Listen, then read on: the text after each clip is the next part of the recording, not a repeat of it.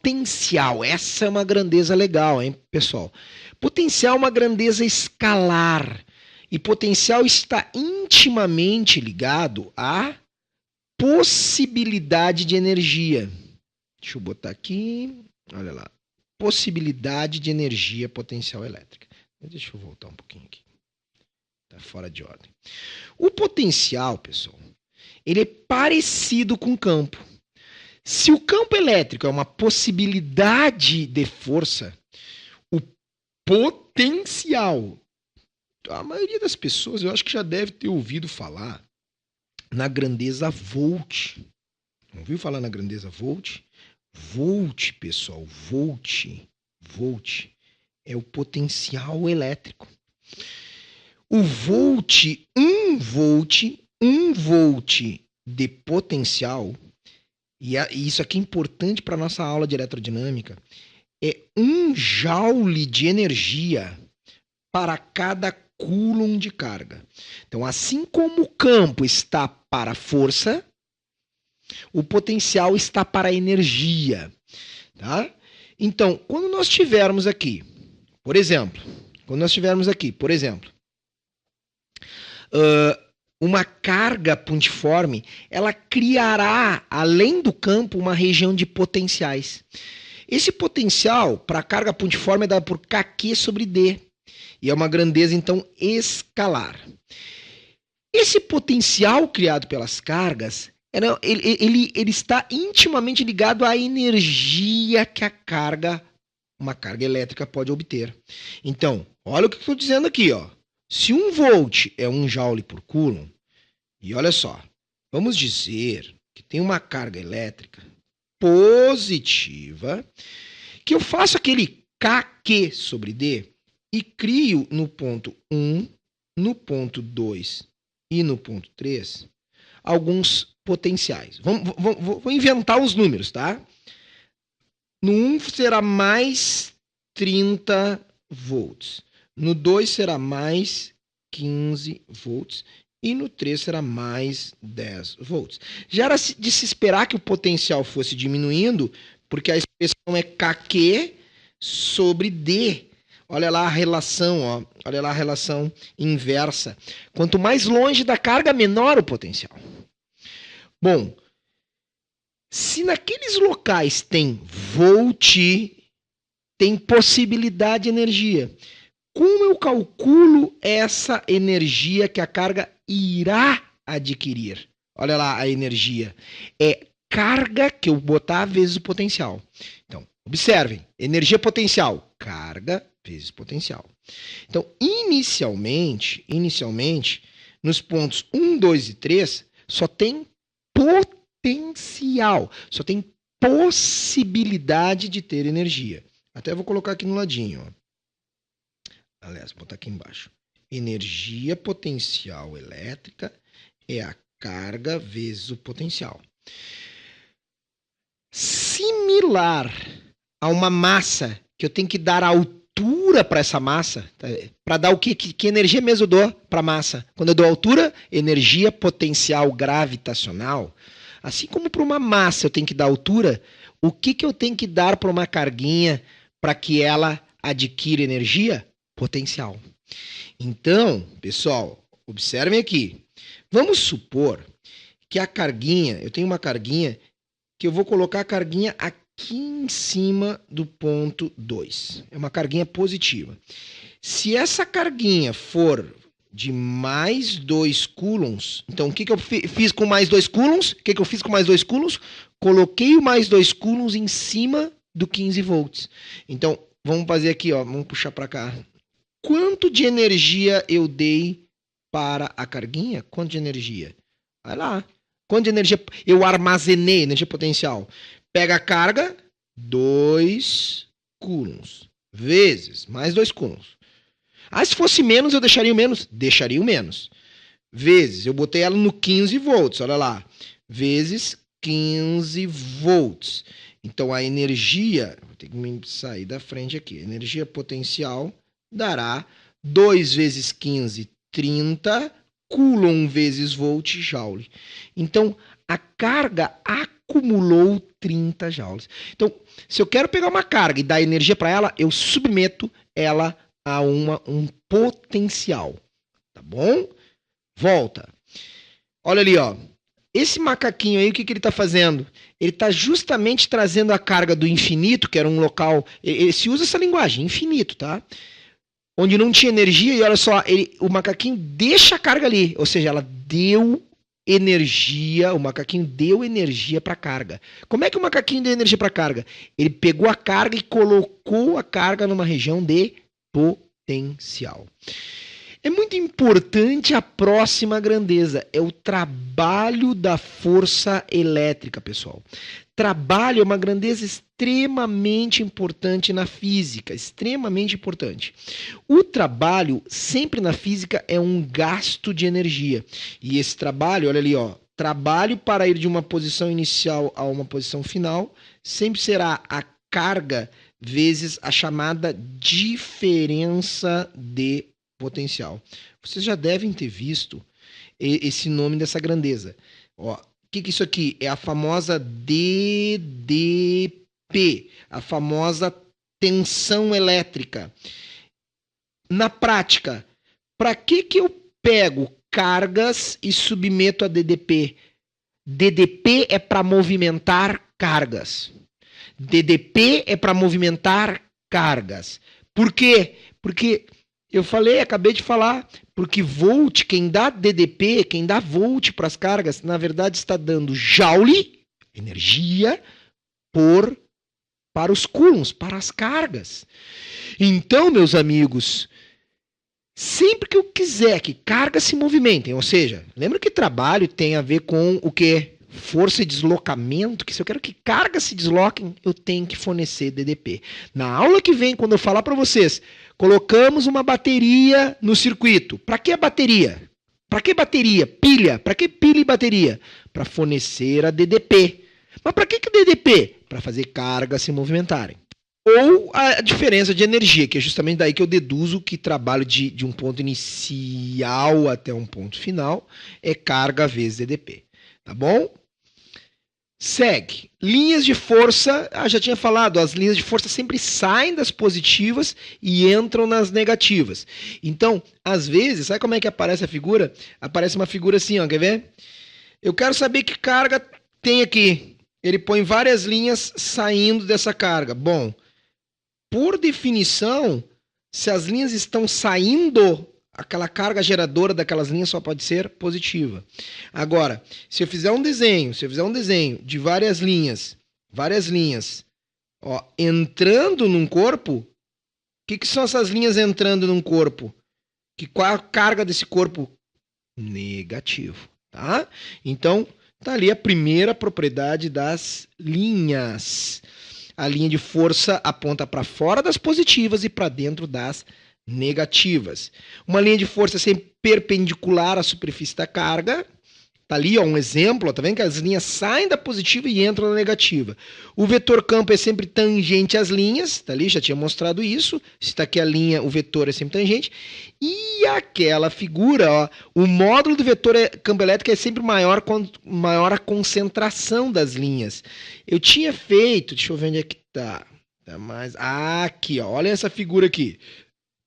Espera aí que vai chegar, vai atualizar. Vamos lá. Tá atualizando. Agora sim, demora um pouco para atualizar. Tá vendo essa figura? Olha essa região, olha como as linhas estão pertinhas. E olha aqui como as linhas elas foram se afastando. Por isso, meus queridos, que eu desenhei o vetor E1 uma flecha maior do que o vetor E2 e E3. Quanto maior a concentração das linhas, maior é a intensidade do campo elétrico.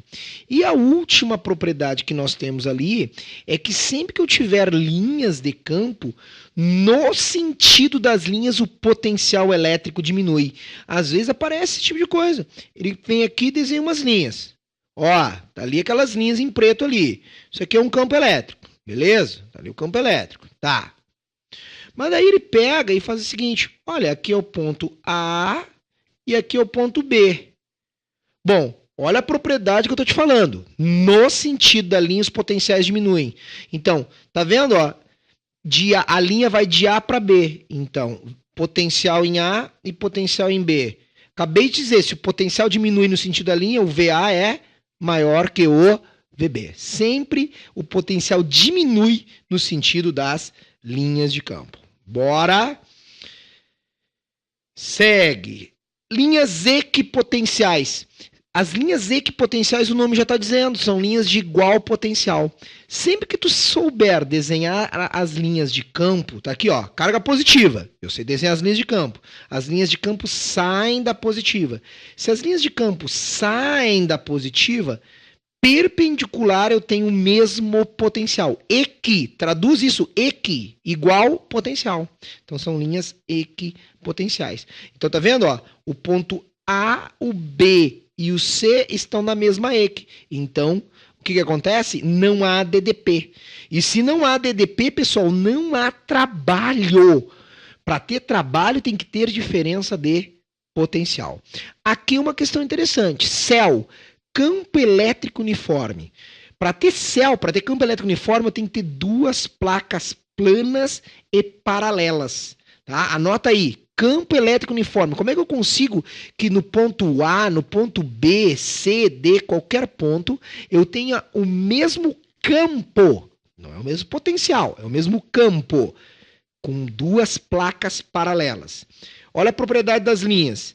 Tá vendo que as linhas estão igualmente espaçadas e paralelas? Acabei de falar. Se as linhas estivessem mais juntinhas, se fosse se aproximando, o campo ia se intensificando.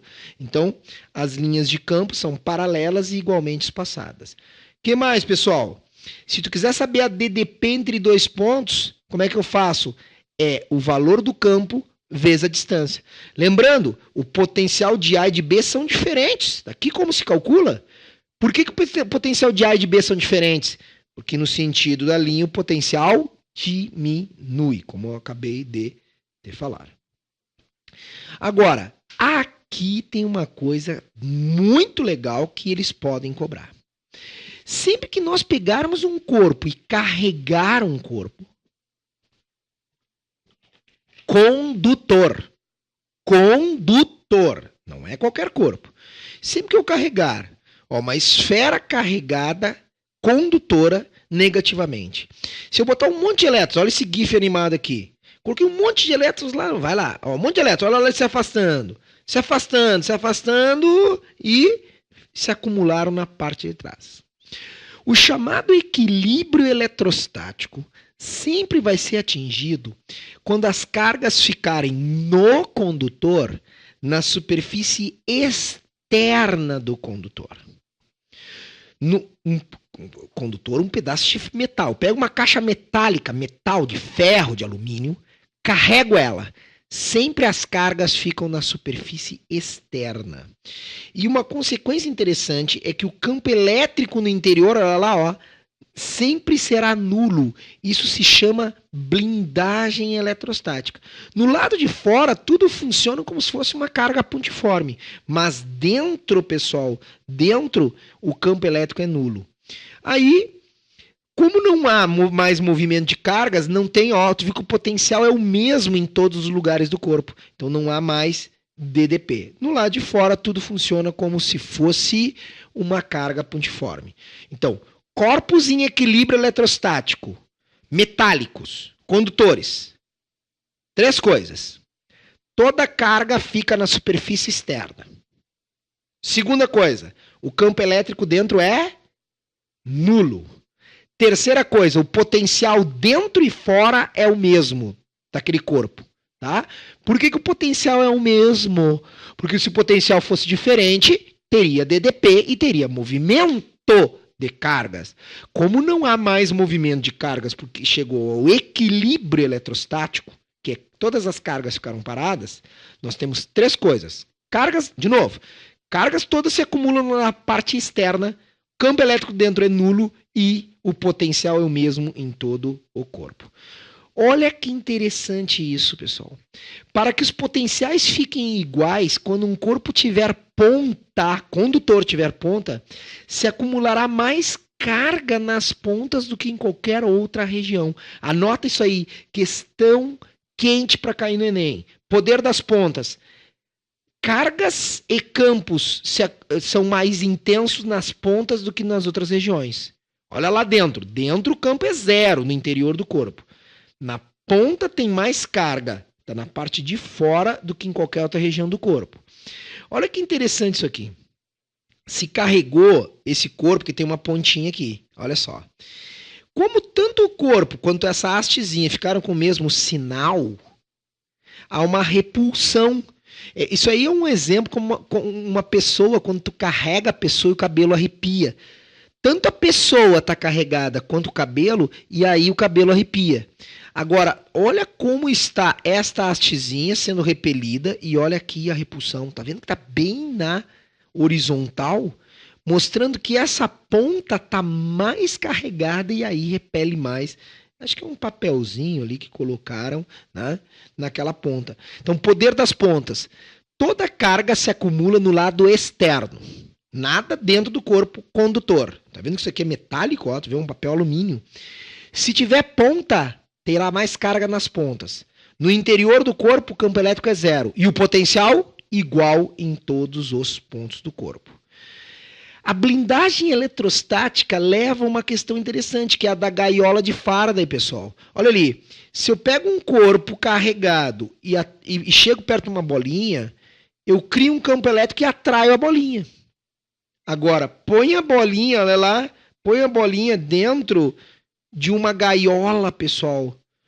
A gaiola blinda, não deixa. O campo elétrico aqui dentro é zero. Então, a bolinha não é atraída. Então, é feito o quê? A chamada blindagem eletrostática. Aquilo ali, ó, o campo dentro é zero. E olha esse experimento da gaiola de Faraday. Dizem que o Faraday, né, pegou o cunhado dele. Cunhado não é parente, né? Cunhado pode, né? Pegou, tá brincando. Aí pegou o cunhado dele e botou dentro da gaiola. E aí, olha lá, tu pode dar choque, tu pode fazer uma grande descarga elétrica e a pessoa realmente... Isso aí tem no YouTube, tem aí vários vídeos mostrando. Tu pode botar uma descarga elétrica e a pessoa lá dentro está protegida. Blindagem eletrostática. Pois bem, essa questão da blindagem já caiu no Enem. Como é que foi a questão? Duas irmãs dividem o mesmo quarto de estudos e combinaram de comprar duas caixas com tampas para guardarem seus pertences dentro de suas caixas, evitando assim a bagunça sobre a mesa de estudos. Uma delas comprou uma caixa metálica e a outra uma caixa de madeira, de área e espessura lateral diferentes, para facilitar a identificação. Um dia as meninas foram estudar para a prova de física e, ao se acomodarem na mesa de estudos, guardaram os seus celulares, pessoal. Celular tem que ter uma onda eletromagnética para captar. Onda eletromagnética. Onda eletromagnética tem que ter campo elétrico e magnético sendo captados pela antena. Aí diz assim, guardar seus celulares dentro das suas caixas. Ao longo desses dias, uma delas recebeu ligações telefônicas, enquanto os amigos da outra tentavam ligar e percebiam que a mensagem que o celular estava fora de área de cobertura ou desligado. Para explicar essa situação, um físico deveria afirmar que o material da caixa, cujo telefone não recebeu a ligação, qual deles é? Será que é o de madeira ou de metal? É o de madeira, pois o telefone não funcionava porque a madeira não é um bom condutor. Será que é por causa disso? Metal, o telefone não funcionava devido à blindagem eletrostática que o metal proporcionava. Tá aí, pessoal. Tá aí. A caixa metálica mantém dentro dela um campo elétrico nulo. O que está acontecendo aí é a mesma coisa que acontece quando... É falta de educação, mas algumas pessoas entram com o celular dentro do elevador. Não precisa falar. Olha o sinal do celular quando tu entra dentro de uma caixa metálica. O sinal vai às vezes a zero.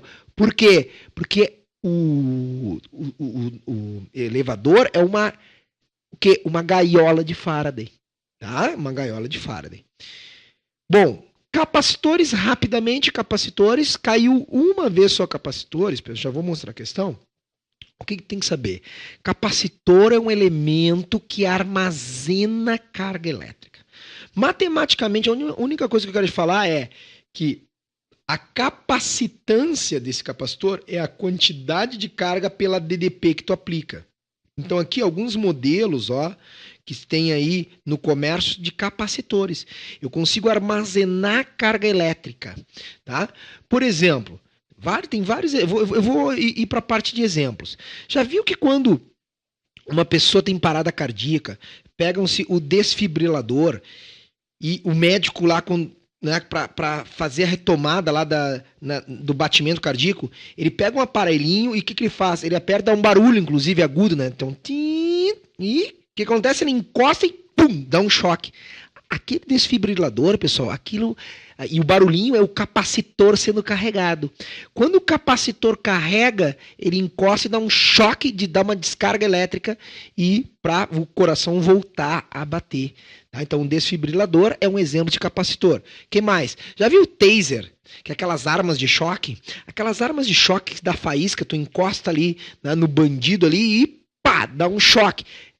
Aquele taser, ele tem uma bateria que carrega um capacitor. Quando tu encosta os contatos e aperta no botãozinho, tu descarrega o capacitor na pessoa. Tá? Então, o que é um capacitor? Ele serve para armazenar carga. Os outros exemplos eu vou te dar com a questão que também caiu em 2010. Seguinte, atualmente existem inúmeras opções de celulares com telas sensíveis ao toque, touchscreen. Para decidir qual escolher, é bom conhecer diversas diferenças entre os principais tipos de telas sensíveis ao toque existentes no mercado. Existem dois tipos básicos usados para reconhecer o toque de uma pessoa. O primeiro sistema consiste num painel de vidro normal, recoberto por camadas afastadas por espaçadores. Uma camada resistente a riscos é colocada por cima de todo o conjunto. Uma corrente elétrica passa através de duas camadas enquanto a tela está operacional. Quando o usuário toca na tela, as duas camadas fazem contato naquele ponto. A mudança de campo elétrico é percebida e as coordenadas do ponto de contato são calculadas pelo computador. Então, onde eu encostei, muda o campo elétrico. Tem a ver com a nossa matéria. No segundo sistema, uma camada que armazena carga elétrica é colocada... Uma camada que armazena carga elétrica. Armazena carga elétrica. É colocada no painel de vidro no monitor. Quando o usuário toca o monitor com seu dedo, parte da carga elétrica é transferida para o usuário, de modo que a carga na camada que armazena diminui. Essa redução de medida nos circuitos localizados em cada canto do monitor. Tarará. Considerando as diferenças relativas de carga em cada canto, o computador calcula exatamente onde ocorreu o toque. Tá?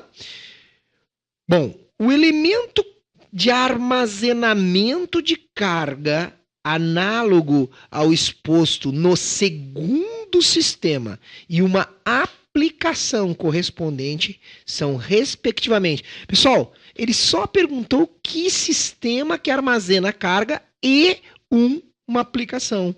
No segundo sistema, armazenou carga em vários pontinhos. Quando coloca o dedo, tu interfere na carga e a tela touch reconhece. O que é isso? Capacitores, tá? E flash de máquina fotográfica. Por quê? Porque algumas máquinas fotográficas, o flash precisa de muita energia. Então, tu armazena a energia da bateria num capacitor e o capacitor descarrega em um tempo muito curto essa energia elétrica, tá bom? Então, tá ali, armazenar carga, capacitor. Então, se cair, pessoal, vai cair uma questão prática do dia a dia. Não te preocupa com aquela parte matemática. O que vai cair é uma parte mais teórica. Tu tem que entender que capacitor armazena carga ou armazena energia elétrica. Um exemplo que me veio em mente agora, uma nuvem, pessoal, quando tem uma nuvem, aquela nuvem que dá o raio, a nuvem ela começa a acumular carga. Então a nuvem ela funciona como se fosse um capacitor, tem carga acumulada. E daí quando descarrega onde? Descarrega quando acontece o raio. Tá? Então, a nuvem e o solo funcionam como duas placas de capacitor.